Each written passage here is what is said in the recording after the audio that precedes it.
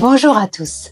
Dans cette vidéo, on va s'attaquer à l'un des plus grands obstacles dans toute transformation numérique, la résistance au changement.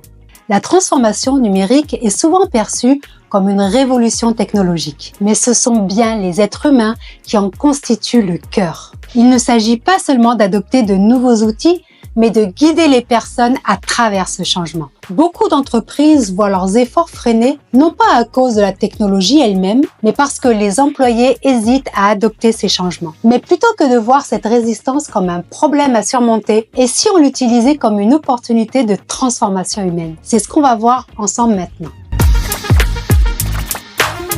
Lorsqu'on évoque la résistance au changement, on pense immédiatement à la peur de l'inconnu. Mais il existe bien d'autres mécanismes plus complexes en jeu. Voyons les causes moins souvent abordées. Les paradoxes organisationnels. Les entreprises se retrouvent souvent coincées entre la nécessité d'innover et de rester fidèles à leurs pratiques traditionnelles. Ce dilemme entre flexibilité et contrôle crée une tension constante qui alimente la résistance au changement. Les employés confrontés à des injonctions paradoxales qui sont l'exigence d'agilité tout en maintenant des résultats à court terme, se sentent déstabilisés. Toute transformation menace l'équilibre des pouvoirs internes. Les structures hiérarchiques établies peuvent se sentir remises en cause, d'où les résistances parfois très subtiles mais puissantes, notamment chez celles qui ont quelque chose à perdre dans le changement. Les routines bien ancrées sont difficiles à modifier. Le changement technologique est souvent perçu comme une menace pour ses habitudes, créant un attachement psychologique à l'ancien système et une méfiance envers le nouveau.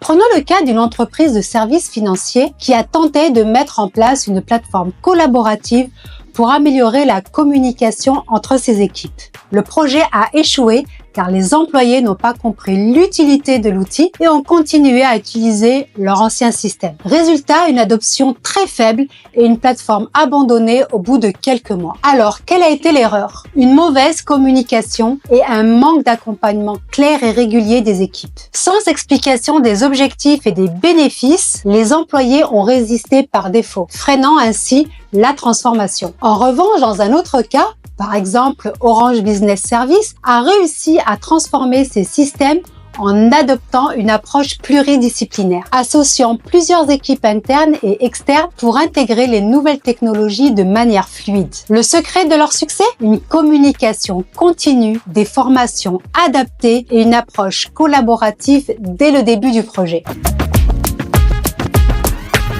Tout d'abord, il faut accompagner le changement humainement. Chaque employé doit être vu comme un acteur clé de la transformation. Il ne suffit pas d'implémenter de nouvelles technologies sans un réel accompagnement des équipes. Il faut écouter, accompagner et permettre aux employés d'exprimer leurs préoccupations et leurs suggestions. Ensuite, déployer des champions du changement. Identifier et former des ambassadeurs internes au sein de vos équipes. Ces champions du changement sont des collaborateurs convaincus par la transformation, capables de soutenir le projet de manière proactive et d'inspirer leurs collègues. Leur rôle est essentiel pour relayer la vision et favoriser une adoption plus fluide. Construisez un récit engageant autour de la transformation, en expliquant non seulement le quoi, mais surtout le pourquoi du changement. Il est essentiel que chaque membre de l'entreprise comprenne comment sa transformation profitera à l'ensemble de l'organisation et aussi en quoi elle est une opportunité et non une menace. Ce narratif doit être partagé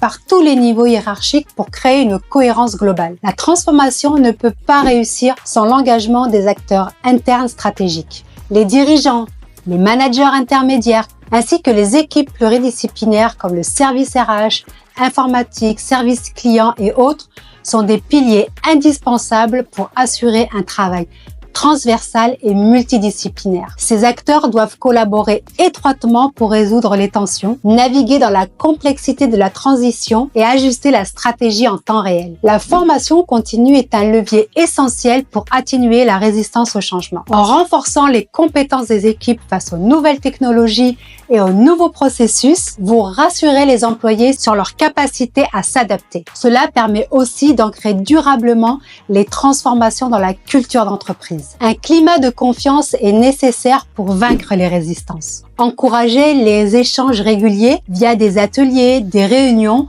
ou des retours directs qui permettront de repérer les frustrations, les incompréhensions avant qu'elles ne deviennent des obstacles majeurs. C'est aussi une manière de réajuster en cours de route. Célébrer chaque étape franchie pour maintenir la motivation des équipes. Chaque petit succès doit être reconnu et valorisé. Cette reconnaissance montre aux employés que leurs efforts contribuent concrètement à la réussite du projet et donnent du sens à la transformation. En résumé, la gestion de la résistance au changement ne doit pas être perçue comme un obstacle insurmontable. Il s'agit avant tout de comprendre d'où elle vient, d'impliquer activement les équipes et de la transformer en une opportunité de dialogue et de progrès. En écoutant les collaborateurs, en investissant dans l'accompagnement humain et en construisant une vision partagée, vous pouvez non seulement vaincre les résistances, mais les transformer en levier pour aller de l'avant. Et comme l'a dit le capitaine Jack Sparrow, le problème, ce n'est pas le problème. C'est la manière dont on regarde le problème. Alors regardez la résistance au changement autrement.